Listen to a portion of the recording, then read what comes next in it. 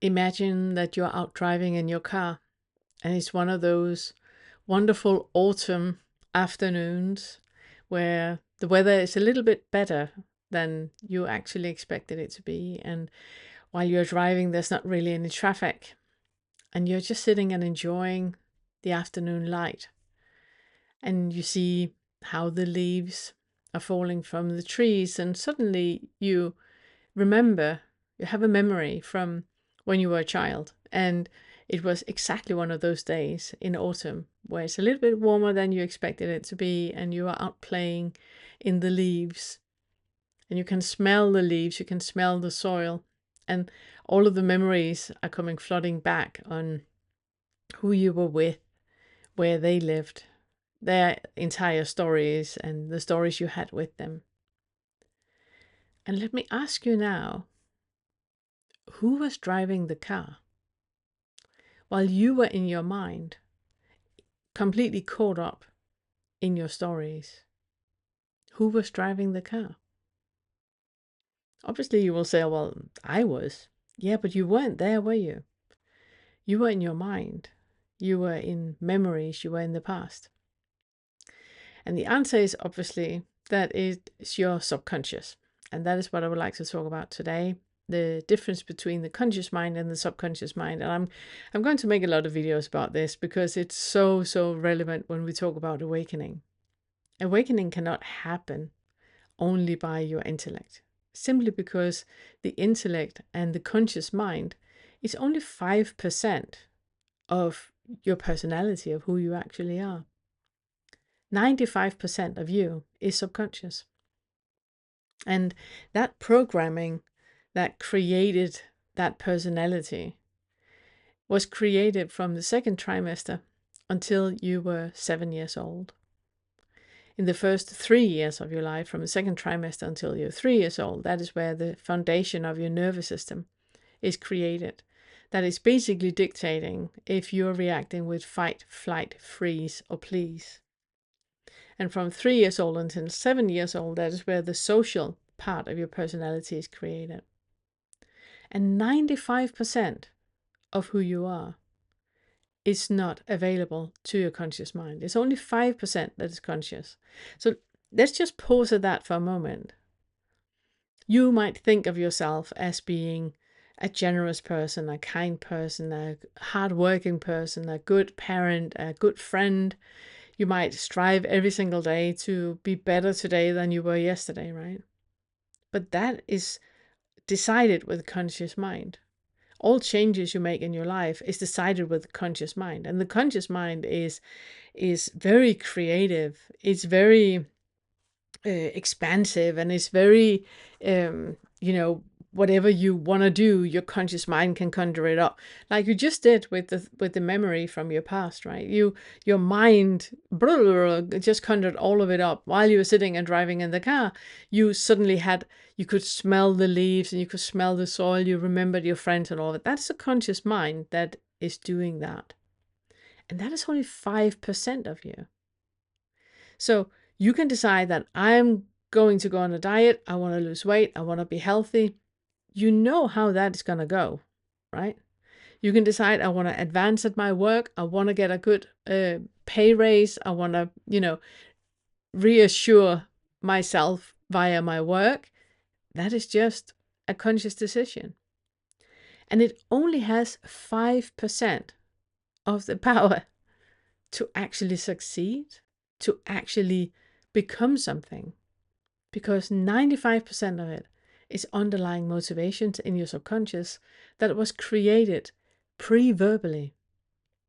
And when I say that it's subconscious, because when I say this, people always say, but if I do a lot, if I work with myself, then it's going to be different, isn't it? And it's just like, no, it can't, because you don't know what it is you're addressing.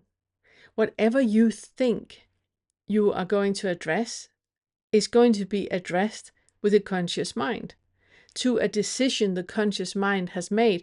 This is my issue. This is what I'm going to address. For example, when I say that the feeling of not being good enough, of being inadequate, that feeling that you have in the body, That is part of the subconscious.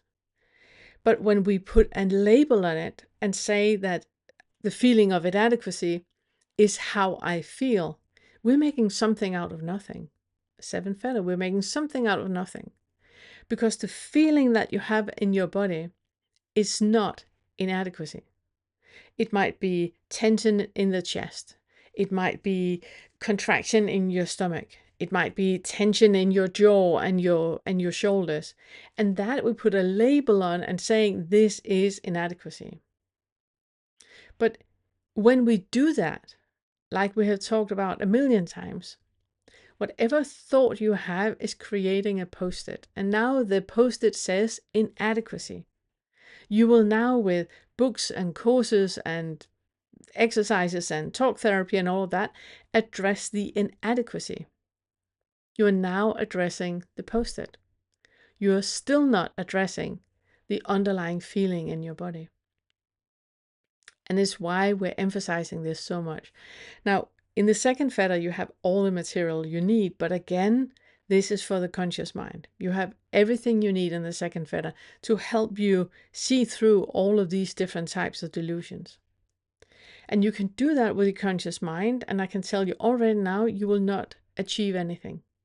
Nothing will change, because it's the 5% that is understanding it. It's not the 95% that is actually changing the experience of being you. And it's also why we keep saying that you cannot achieve awakening intellectually alone, because it's just the 5%. So every time I say that, there's always people in the comment section that go like, I have heard of so many people that just become awake overnight. Yeah, they probably understand it intellectually and they have the experience of it and it changes. But we talk about the honeymoon period for a reason. It's because it's only lasting this long. If you do not change the underlying makeup, the underlying programming of you, you will fall back into habit. And you know that from diets and exercises and decisions to do different things, because it was decided with conscious mind, not a change that was actually motivated from the subconscious. And when we talk about the subconscious, you need to remember all the time, you need to remember that that cannot be verbal. It was experienced pre-verbal. The programming was created to you by your family, by your caregivers, by your siblings, by your friends. You were programmed via them.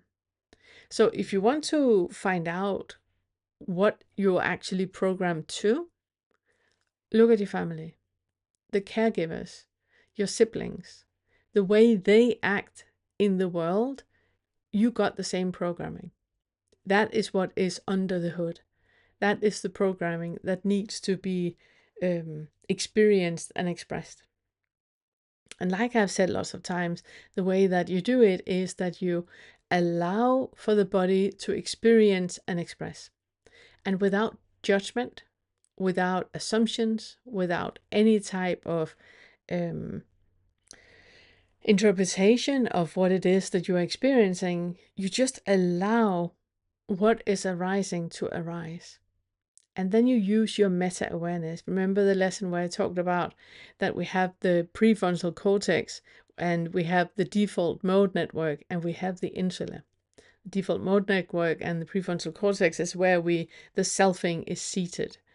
And we want you to pull up into that meta-awareness, into the fifth floor where you see everything from above. And when you're there, there's no judgment to whatever is arising. It's just arising. It's okay. There's a contraction I feel in the body. Okay. Can I breathe into this contraction? Can I be with this contraction? Whatever I'm feeling right now, can I allow that to be as it is? And if you have a thought about this contraction, it's making me nauseated. Okay. What does that actually mean? Because in that, there's a comparison with not being nauseated. This is just another arising. So you just allow that new arising to be without the conscious mind putting a label on it, without putting a post-it on it, without you thinking, oh, I should get some ginger tea for that nausea. I should. None of that. Just allow this to be, allow this to present itself and introduce itself. And you welcome all of it. You just allow what is arising to arise and experience what is arising. If you need to shake, shake. If you need to do the pumping exercise, do the pumping exercise.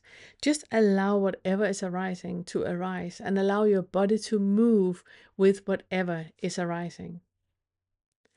Now, obviously, you can use your conscious mind for a lot.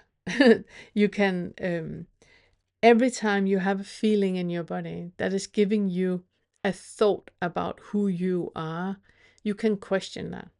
Are you sure about that? You can tell yourself, I might be that. I might be inadequate. I'm also a great swimmer. I'm also something else. You can meet whatever is coming up with absolute acceptance to what is coming up. It's okay. I see you. I hear you. You're allowed to arise in my body. I'm allowed to feel this way. I am also something else. Also a person that loves strawberries. And by that, you create a space where whatever is arising from your programming that is pre-verbal, from second trimester to 3 years old, that is where the nervous system is programmed. Going to talk more about that. And from 3 years old to 7, that is where your social personality is created. Just allow that to arise. Allow that to present itself and be with that without any type of judgment. Yeah, I think that was it. Thank you. We have created a course of our first Feather material. This course will walk you step by step through all of the ways in which identification is created and selfing happens. If you've been struggling to see through the self-structure or have that first awakening shift, this course contains hundreds of tools to help you discover the selfing mechanisms when they're happening, and then see through the illusion of identification that are created. Along with over 14 hours of videos, this $49 course contains a full book worth of summaries, extrapolations on the videos, written inquiry suggestions, and other text. So work slowly, leave time for integration. This is powerful material and it can be life-changing.